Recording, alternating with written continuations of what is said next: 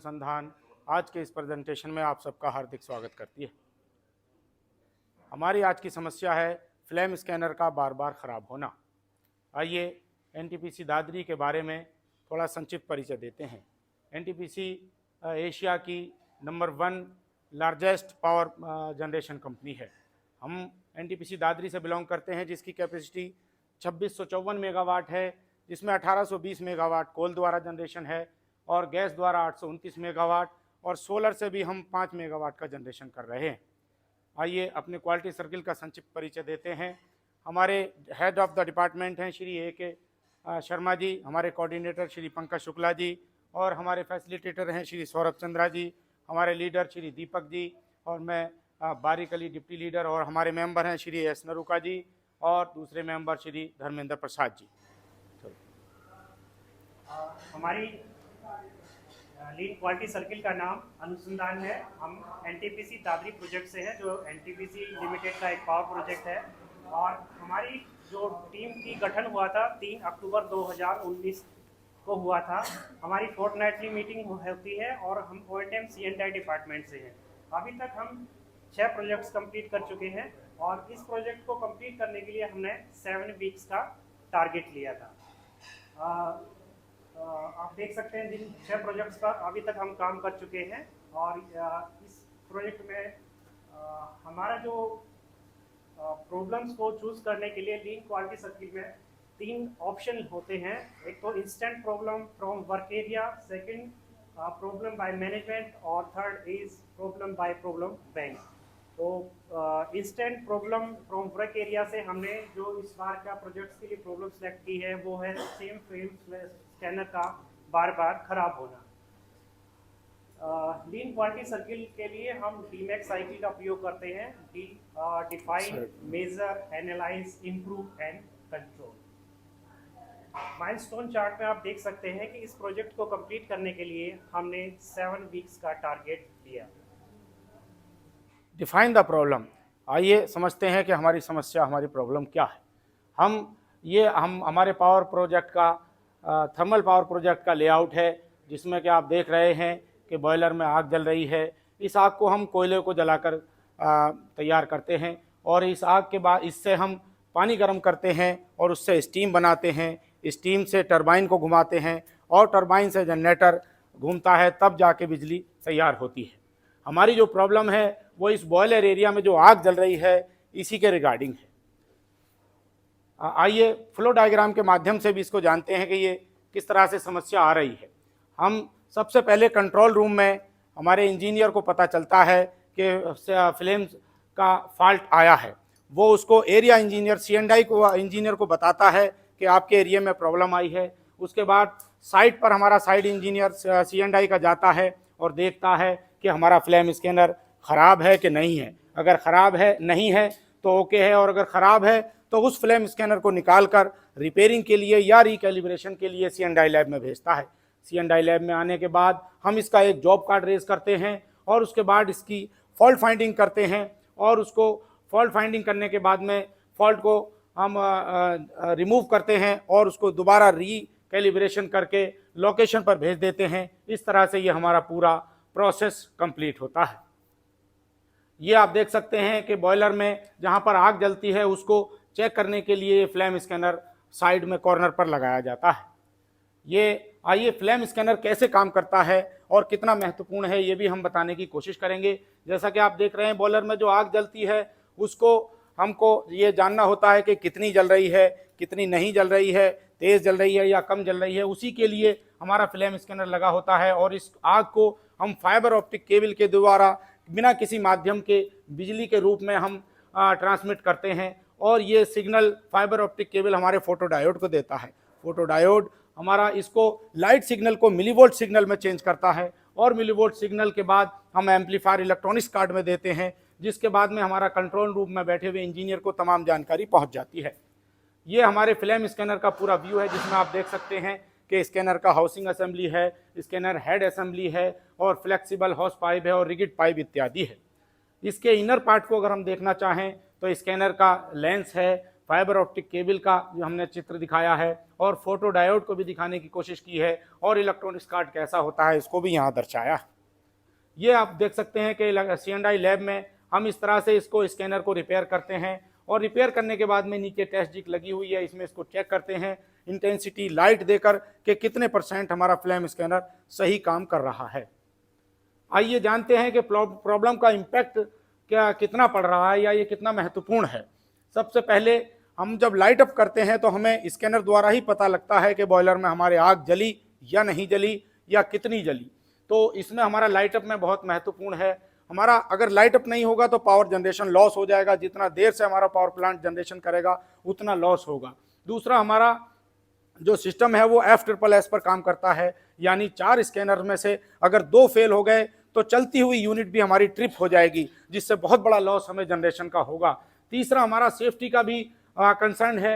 अगर मान लीजिए बॉयलर में आग जल रही है और बहुत ज़्यादा जल रही है और हम उसको नहीं पता कर पा रहे हैं तो उस केस में बॉयलर ब्लास्ट हो जाएगा, जैसा कि एक जगह में हुआ भी है, और ये सेफ्टी का बहुत बड़ा कंसर्न है, इसमें बहुत लोग हताहत हो सकते हैं।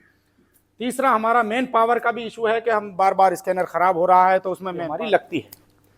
श्रीमान, प्रॉब्लम को मेजर करने के लिए हमने 4W1H का सहारा लिया। प्रॉब्लम क्या है? प्रॉब्लम फ्लेम स्कैनर का बार बार खराब होना। प्रॉब्लम कहाँ है? ये बेसिकली बॉयलर का जो एलिवेशन होता है और जो फायरिंग फ्लोर एरिया है वहाँ पर ये लगा होता है और वहीं पे प्रॉब्लम आती है। प्रॉब्लम कब होती है? ये बेसिकली जब हम यूनिट को लाइट अप करते हैं और जब शटडाउन होता है उसके बाद जब दोबारा लाइट अप करना पड़ता है तब भी ये हमें स्कैनर की जरूरत पड़ती है, और रनिंग यूनिट में भी इसका बहुत महत्वपूर्ण होता है क्योंकि इसमें 4 आउट ऑफ 2 का जो है लॉजिक लगा होता है। प्रॉब्लम से कौन इससे प्रभावित होता हमारा है? C&I डिपार्टमेंट जो ऑपरेट करता है जो इस पावर प्लांट को, वो इससे इफेक्ट होता है। प्रॉब्लम का बेसिकली क्या इससे प्रभाव क्या, होता है? हाँ, इससे बेसिकली क्या होता है, तो सुरक्षा के कारण की समस्या खड़ी हो जाती है, और एक अगर एलिवेशन उपलब्ध नहीं है तो भी हमारी बहुत बड़ी समस्या खड़ी हो सकती है पावर जनरेशन के लिए।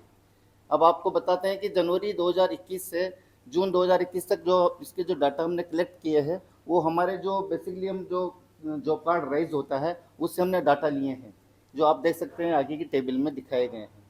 इसको हमने बार ग्राफ के माध्यम से भी दिखाने का प्रयास किया है।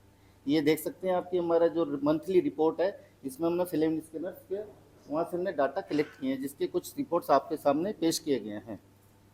प्रॉब्लम को एनालाइज करने के लिए हमने कॉज एंड इफेक्ट डायग्राम का सहारा लिया।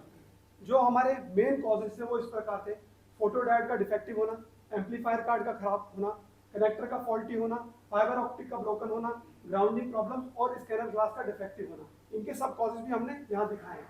ये जो हमारे जो मेन कॉजेस थे वो हमने जो हमारा रिपेयर जॉब कार्ड होता है उससे हमने निकाले हैं, और यही जनवरी 2021 से जून 2021 तक का डेटा हमने कलेक्ट किया।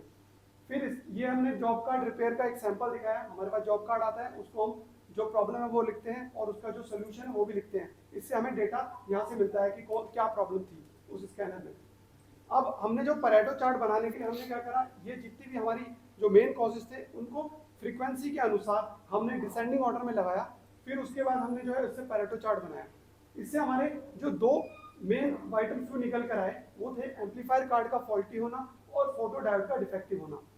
अब इनके ऊपर ये जो हमारे मेन 2 कॉजेस थे उनके सब कॉजेस को हमने एनालाइज किया, वैलिडेट किया, तो हमने पाया कॉमनली डस्ट मॉइस्चर एक्यूमुलेशन की वजह से ही ये दोनों चीजें खराब हो गई थी।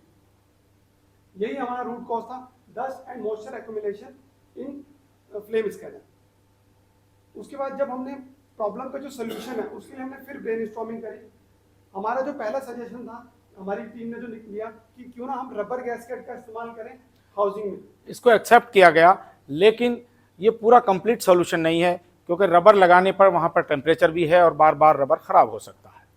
दूसरा सजेशन ये आया, क्यों ना हम सिलिकॉन सीलेंट को अपने फाइबर ऑप्टिक में और आपका कनेक्टर कैप है उसमें लगाएं। हाँ, इस सजेशन को पूर्णतः सहमति मिली क्योंकि जो हमारा सिलिकॉन सीलेंट है वो हमारा स्टेबल भी है और लो कॉस्ट भी है और पूर्णतः कंप्लीट सॉल्यूशन भी है। तीसरा सजेशन जो हमारी टीम ने दिया, क्यों ना हम एक मेटल इंसुलेशन उसके कवर पे लगा दें, ऊपर टॉप पे। इसको रिजेक्ट किया गया क्योंकि मेटल इंसुलेशन से सेफ्टी का भी एक कंसर्न हो सकता है। इसी तरीके उसके बाद हमने जो प्रॉब्लम के इम्प्लीमेंटेशन के टाइम पे हमारी जो जो समस्याएं आ सकती थी तो उन पे हमने गहन विचार किया। तो सबसे पहला हमारा ये था कि क्या हमारा डिपार्टमेंट इसके लिए तैयार होगा। हाँ, हम अपने डिपार्टमेंट को कॉन्फिडेंस में लेंगे और इसकी गंभीरता को और इसकी सेफ्टी पॉइंट को और इसकी खासियत को उन्हें पूरा बताएंगे। और जो सिलिकॉन सील्ड हमारा मटेरियल इस्तेमाल होगा उसको कहाँ से अरेंज करेंगे? हम उसको अपने C&I O&M स्टोर से या O&M स्टोर से भी ले सकते हैं। फिर क्या ये एक फेल सेफ मैकेनिज्म है? हाँ, ये एक फेल सेफ मैकेनिज्म है, क्योंकि हमने इसको पहले ही चेक किया है। हमने साइट पर जाकर जब देखा तो वहाँ पर लगभग 70 से 90 डिग्री का टेम्परेचर रहता है, जबकि सिलिकॉन सीलेंट की जो हमने जांच की तो वो 250 डिग्री तक सहनशीलता रखता है। फिर जो हमारा दूसरा सजेशन था उसी को हमने सोल्यूशन के रूप में इम्प्लीमेंट किया, और इस पिक्चर में आप देख सकते हैं हमने किस प्रकार हमारे जो सीलेज है वो हमने अपने हाउसिंग कवर में लगाया। समस्या इम्प्लीमेंट के कंट्रोल के लिए कंट्रोल करने के लिए हमने जो है कुछ डाटा कलेक्ट किए जो सितंबर 2021 से सितंबर 2022 तक के हैं, जो टोटल 51 नंबर हमारे फ्लेम स्कैनर्स हैं। इनको आप इस बार ग्राफ के माध्यम से देख सकते हैं कि बिफोर इम्प्लीमेंटेशन डाटा किस तरह से वेरी हो रहा था, लेकिन जब हमने सिलिकॉन सीलेंट लगा के इसका सोल्यूशन निकाला उसके पश्चात डाटा जो डिक्रीज होते होते होते लगभग काफ़ी कम हो गए, और ये प्रक्रिया हमारी सतत जारी है। अब इससे हमें कुछ टेंजिबल गेंस भी मिले, क्योंकि हमारी एक फ्लेम स्कैनर की कॉस्ट जो है लगभग 1,65,000 रुपये है, और 51 नंबर हमने जो इस सेशन में किए हैं, तो इस तरह से हमने 84,15,000 रुपये का कुल टोटल कॉस्ट सेविंग करी है।